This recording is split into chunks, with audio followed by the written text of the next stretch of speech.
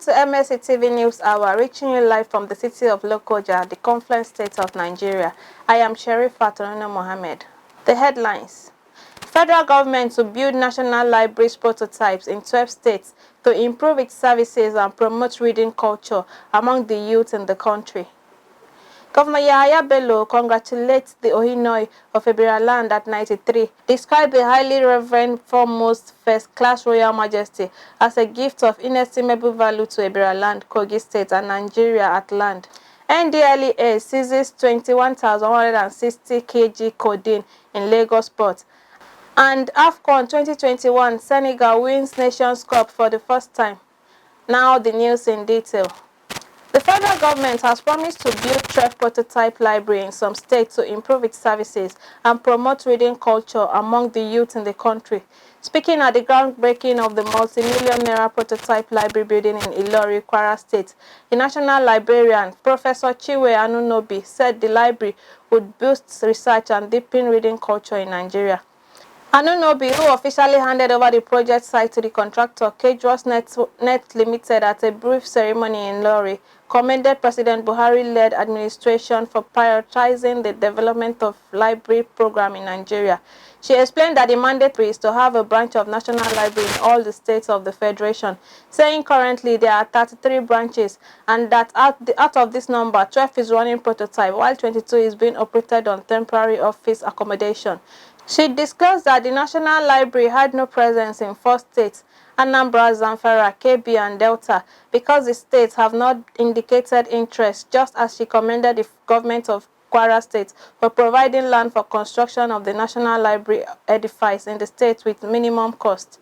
She lamented the poor reading culture among Nigerians, especially the youth, which Anunobi further said was responsible for the high rate of examination malpractices perpetrated by students and candidates in school and public examination in the country. Anunobi said findings have proved that many people develop dementia while very quickly because they do not read to widen their horizons. She said it was unfortunate that even some parents encourage their children to commit examination fraud, knowing fully well that the godfather is there, and all that is needed was to get the certificate. For such people, third class from university is not a challenge. Anunobi warned the project consultant and contractor to ensure value for money, saying approval for the project by the government did not come easily. Adding that was another tense's defense after her PhD, especially to defend the competence and capability of the consultant and contractor to deliver on the mandate. She said that she will not accept any shoddy construction, urging them to justify the confidence reposed on them, while also tasking the officials of National Library Branch in the state to closely monitor the project to ensure that a befitting edifice is constructed for the people of the state. The Senate President, Ahmed Ibrahim Lawan, has expressed the willingness of the present administration of the All Progressive Congress (APC) to develop the country for good, saying they are in a hurry to develop the country. Speaking at a mega empowerment program organized by the senator representing Kwara North Senatorial District in the National Assembly, Sadiq Umar, at the weekend, Lawan said the President Muhammad Buhari-led administration was working hard to fix infrastructural challenges, urging Nigerians to continue to support the government. He reiterated the need for the continued partnership of the federal government with the state and the local governments, saying that the partnership has been so purposeful, impactful, that today in every part of Nigeria, you have what they call infrastructural development. While commending the constituency project of Omar, the Senate President said constituency project directly touch needs of the community. He, however, urged the beneficiaries to make good use of the items given to them. Lawan also called on the people of Kwara State to continue to support Governor Abdurrahman Abdurrazak to consolidate his remarkable achievements in the last 2 years, saying that his administration has delivered on key components of governance in a way and style not seen over the past decade in the state. He acknowledged the humility and maturity of the governor in the handling state matters, commended his leadership of the state and its people. The National Youth Service Corps has said it will continue to prioritize the welfare of corps members, saying it remains its cardinal policy thrust. The organization was reacting to a report that corps members suffer poor health care and bear the cost of their treatment. NYSC Deputy Director, Press and Public Relations, Emeka Mbemena, said An inquiry at the NYSC Lagos State Secretariat or the NYSC National Directorate Headquarters, Abuja, would have put the issues raised in the story in proper perspective. It is apt to put on record that corps members get medical refunds for some expended on a health challenge. This scenario usually arises when the scheme has not been apprised of a corps member's medical issue and he goes ahead to spend out of his pocket. He added that as soon as the corps members applies and it is verified, he gets paid. For the reinforcement of this policy and towards ensuring a more holistic and quicker medical intervention, all corps members have been enrolled under the nation's National Health Insurance Scheme. The flag off of this insurance scheme is slated for Friday, February 11, 2022. The Minister of Defense, Bashiru Magashi, has urged the Nigerian Army to remain resolute this year and redouble efforts in improving the security situation across the country. He stated this in Abuja when he played guest at the Army Headquarters Garrison West African Social Activities. Magashi, while commending the military for their commitment so far in curbing insecurity, said there are still room for improvement as the federal government is committed to improving their welfare. The Commander Army Headquarters Garrison, Sanusi Dahiru, while appreciating all for honoring the WASA, pledged the commitment of the garrison to sustain the tempo of curbing insecurity across its territory. A former Chief of General Staff, Oladipo Diya, has said more work needs to be done by the President, Muhammadu Buhari, to reposition the country's economy and fight terrorism. A statement by Diya titled Farewell, Chief Ernest Adegunle Oladende Shonika called on other statesmen to, as a matter of national call and duty, fix Nigeria in all ramifications. He stated his advice for other statesmen is that they should endeavor, as a matter of national call and duty, to fix Nigeria in all ramifications so that they can bequeath a worthy Nigeria to unborn generations. The time to act is now. This is a time for strategic national advancement. It is not a moment for finger-pointing or politicking. Although he has never been involved in politics, it is nevertheless to lay it bare and send a clear message, and only justice, equity, and fairness that can take them out of the woods. His Excellency Muhammadu Buhari is obviously doing his best in repositioning the economy and winning the war against terror. More work still needs to be done, the success of which rests not only in the barrel of sacrifice of our gallant armed forces, but more so by the cooperation of all Nigerians. A word should be enough for the wise. While extolling Shoniko, the former Kogi said his legacy of excellence, hard work, and integrity will be remembered.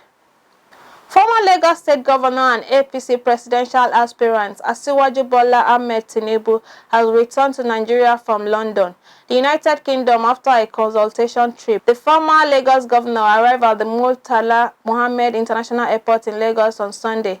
Recall that the APC national leader jetted out of the country in January after weeks of consultations across the country over his 2023 presidential ambition.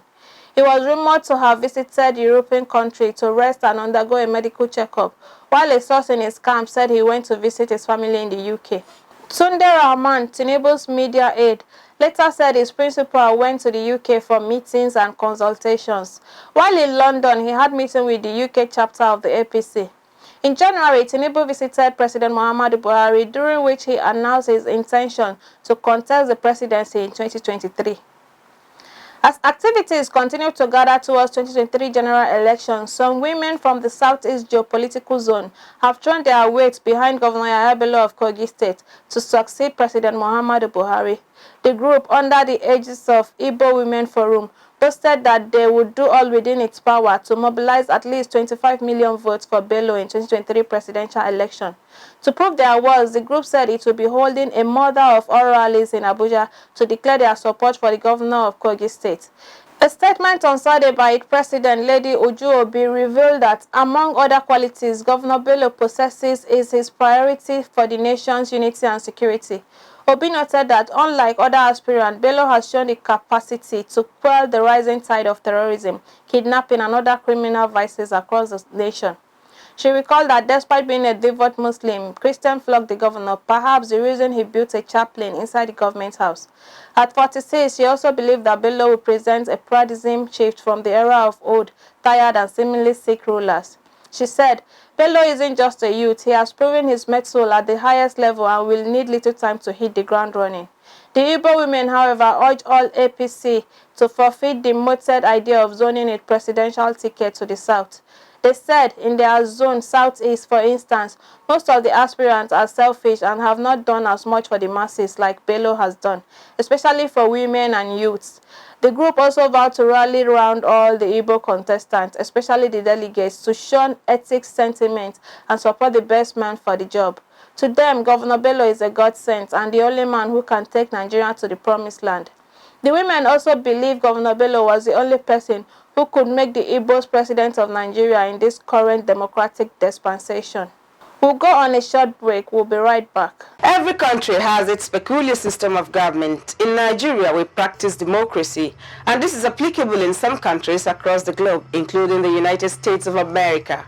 What is democracy? It is the government of the people, by the people, and for the people. In the political arena, we are ready to x-ray how we play politics in Nigeria and other countries. The challenge of power shift syndrome, how it has impacted or affected the people. How can we make it better for all? Join Fatima Yakub on Mlc TV online every Saturday by 9 p.m. to discuss and examine all about the politics and the power that be.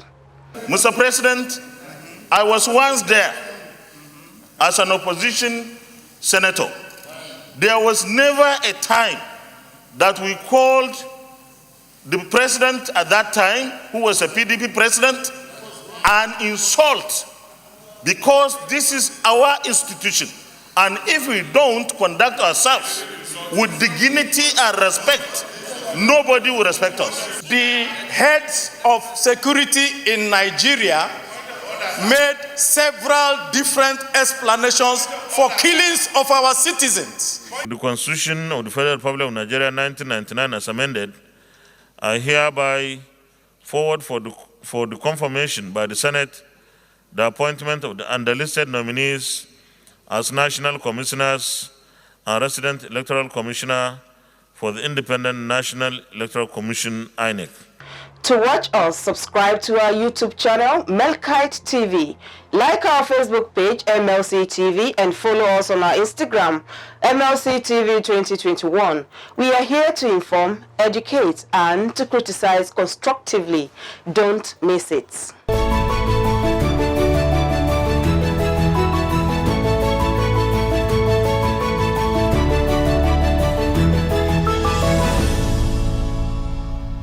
Welcome back.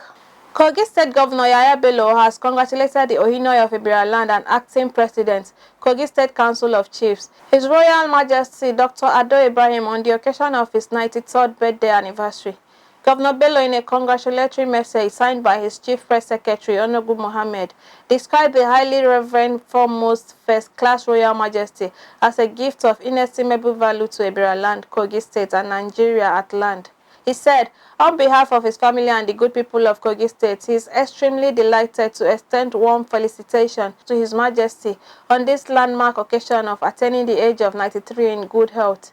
The governor noted that His Majesty, his wealth of knowledge, wisdom, and fatherly counsel have greatly helped him to steering the ship of Kogi State over the past 6 years of his administration. Bello said, unarguably, Ebiraland has witnessed unprecedented peace, unity, and development under his reign over the past 25 years that he ascended the throne as his forebears as the Ohinoyi of Ebiraland. The governor further said, as he clocks 93 years today, may the Almighty Allah grant him long life and more wisdom in good health to keep serving the people and even the nation at large.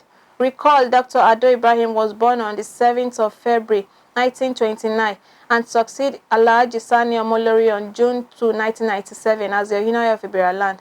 Please accept the sincere congratulations and happy birthday wishes.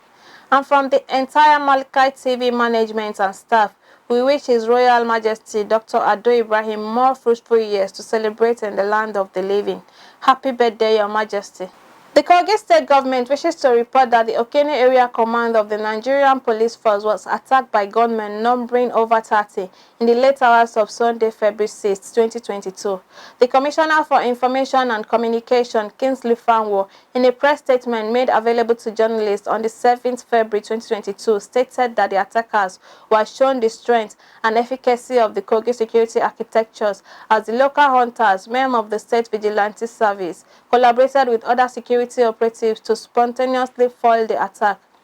He stated that the superior firepower of the combined security network of the state ensured one of them was gunned down immediately while others ran away with various degrees of gun wounds. 2 of their motorcycles were recovered as well as various arms and ammunition. Also, explosives meant to shatter the command were immediately detonated by experts. That the onslaught against the government was coordinated by the executive chairman of the local government area in Kogi Central and the SSA on security to the governor in charge of Kogi Central. Fong also stated that this is the second time in less than 2 months that Kogi proved impregnable to criminals, as tens of them lost their lives in the attack on Yaba West local government area of the state last December. He confirmed that the governor of Kogi State, Bello, is renowned for stating that the criminals will come in their numbers but go back in their zeros. The gunmen have been thoroughly given the Kogi treat. The commissioner also stated no innocent life were lost. Instead, the criminals were the ones that received gun wounds and lost one of them on the spot.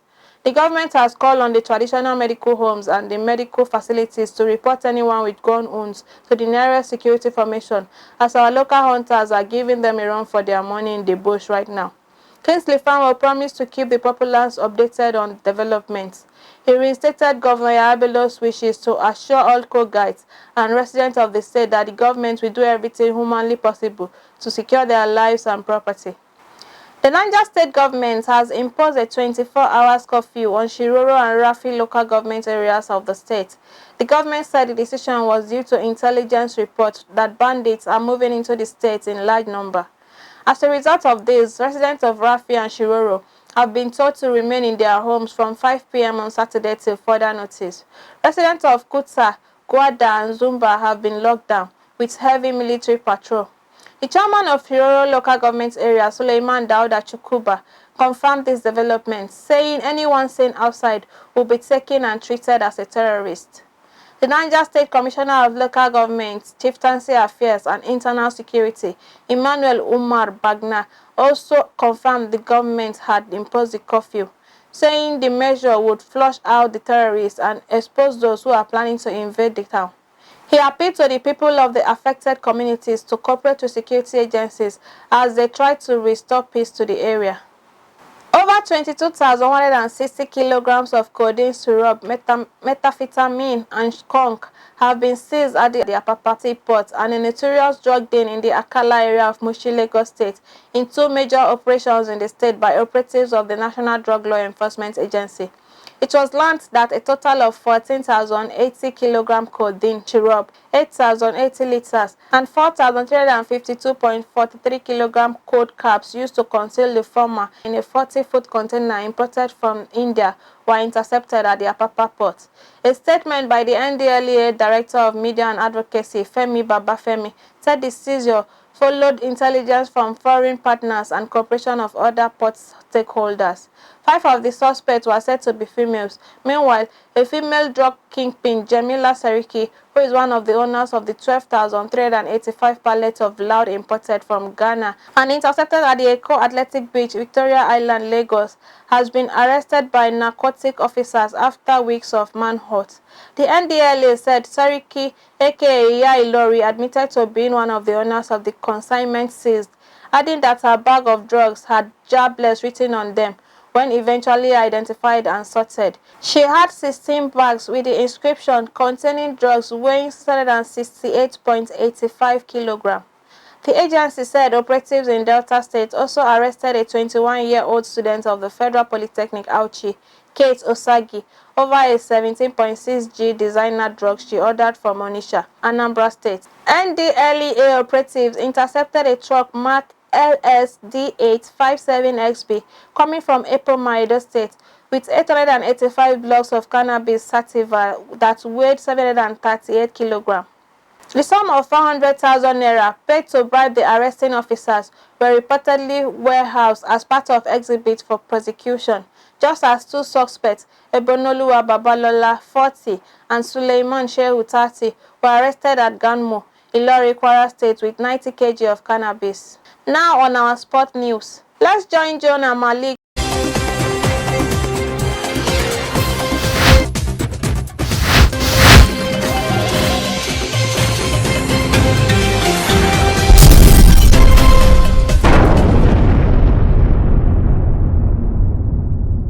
And on sports update, Senegal on Sunday evening won the African Cup of Nations for the first time in Cameroon.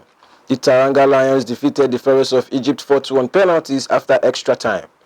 Sadio Mane converted the decisive penalty kick that won the West African nation their first taste of victory in African football. Egyptian football star Mo Salah broke down in tears when his team lost. Salah was inconsolable after his Liverpool club mate Sadio Mane converted the last penalty kick that won the title for Senegal.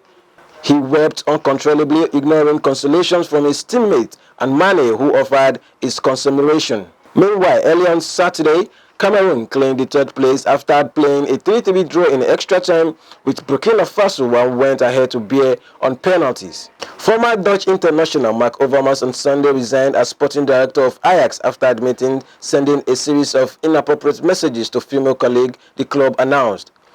The 48-year-old Overmars, who won the Champions League with Ajax in 1995 before going to play for Arsenal and Barcelona, said he was ashamed by his behavior. He added, "This behavior is unacceptable. I now see that too. But it is too late. I see no other option but to leave Ajax. This also has a major impact on my private situation. That is why I asked everyone to leave me and my family alone." Overmars has been in his post at Ajax since the summer of 2012 and recently penned down a contract extension until 2026. Ajax Supervisory Board Chairman Lee Majed described Overmars as the best football director that Ajax ever had. But he added, "It is devastating for the women who have had to deal with the behavior. When we heard the news of this, we immediately acted carefully, deliberating and weighing what was the best thing to do." And that's sports update on MLC TV. I am Malik Jonah.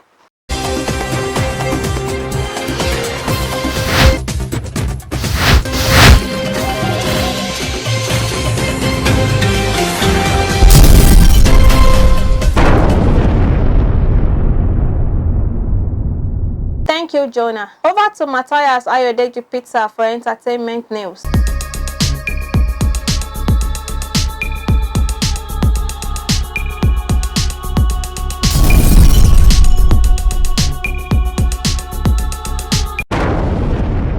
On entertainment news today, Nigerian rapper Olamide Gbenga Adedeji, professionally known as Olamide Bado, on Saturday announced his next album, Unruly, is 95% ready. Disclosing this via his verified Twitter page, the Bariga-born artist revealed he was working on his album but is yet to decide on the release date for the album and is putting on finishing touches to make it the best ever. Olamide also shared a screenshot of his tweet on his Instagram story. The rapper further stated that Unruly may be his last album and will drop singles once in a while. His tweet read, "Next album Unruly, 95% ready, release date I don't know. Taking my time to make it the best ever, probably my last album. Though I'll drop singles once in a blue moon when I feel like it. It's been a mad-ass run, giving albums back to back." Olamide emerged on the Nigerian music scene in 2010 with his chart-topping single Eniduro and released his debut album Rhapsody in 2011 with his lead single Omotosho, charting on several radio stations in Lagos and across Nigeria. Since then, Olamide has collaborated with many Nigerian artists like Wizkid, Nice, Fireboy, Reminisce, Naira Marley, Bella Shmurda and D'banj, maintaining an 11-year album run. Bado also has a list of top-selling studio albums like UI Scooty, released in June 2021, Kappa DM in 2020, YBNL in 2012, and Baddest Guy Ever Lived in 2013. The rapper appeared to be following the same pattern when he announced his last studio album, UI Scooty, revealing to his fans that it was difficult for him to keep the album to himself for 1 month before releasing it. Still on entertainment news, Kole Afolayan has confirmed his KAP Studios' first film project of the year. In a recently shared Instagram post unveiling first looks images, the filmmaker revealed that production is ongoing at KAP newly acquired Film Village in Oyo State. According to Afolayan, the period piece promised to leave film lovers bedazzled, especially as it will explore similar themes as HBO's hit series Game of Thrones, but with a representation of Yoruba culture. Imagine a movie like the Game of Thrones recreated in Nigeria but with a better representation of our culture. If you are a true fan of productions born out of Golden Effect Pictures and KAP Motion Pictures, then your imagination should be running wild. The movie is being shot on our latest project site, KAP Film Village Studio and Resort Igbojaye Komu in Itesiwaju Local Government, Oyo State. Afolayan shared on Instagram. The feature film, which title is yet to be confirmed, will see Hollywood actor Akeem K. Kazim star alongside King of Boys star Shola Shobowale, Bimbo Ademoye, Kunle Remi, Taiwo Hassan, Fathia Balogun, Adebayo Salami, Moji Olayiwola, Karim Adepoju aka Babawande. Afolayan's latest Netflix production comes in the wake of his In Naija Christmas, which debuted on the streaming platform to impressive reviews in December. And that is all on entertainment news today. My name is Matthias Ayodeji Peter, reporting for Mlc TV. Back to our caster for more stories.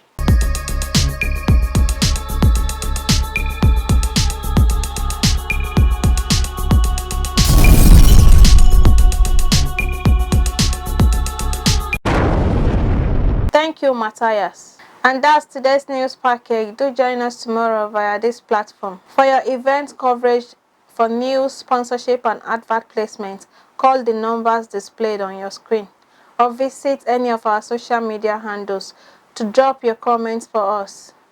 Like our Facebook page, Mlc TV, Instagram, Mlc TV 2021. Subscribe to our YouTube channel, Mlc TV. I am Sherifat Mohammed. Thanks for staying with us.